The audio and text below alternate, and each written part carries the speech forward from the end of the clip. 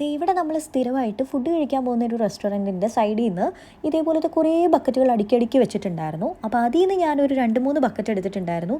ഇത് നെല്ലറയുടെ അപ്പം ബാറ്ററിൻ്റെ വലിയൊരു ബക്കറ്റാണ് കേട്ടോ. ഇതെനിക്ക് ഈ ഒരു ബക്കറ്റിൻ്റെ ക്യാപ്പോട് കൂടെ തന്നെയാണ് കിട്ടിയത്. അപ്പോൾ ആദ്യം ഞാൻ ഇതിനകത്ത് കുറേ ക്രാഫ്റ്റ് ഐറ്റംസ് എല്ലാം സൂക്ഷിച്ച് വെക്കുമായിരുന്നു.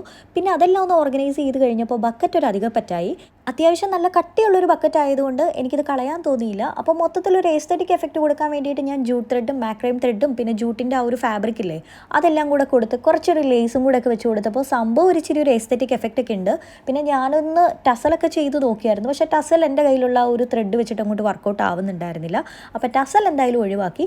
പിന്നെ ബക്കറ്റിന് ഒരു പിടിയൊക്കെ ഉണ്ടായിരുന്നു. അത് ഞാൻ കത്തി ഒന്ന് ചൂടാക്കിയിട്ട് ഒന്ന് മുറിച്ച് കളയുകയും കൂടെ ചെയ്തിട്ടുണ്ടേ.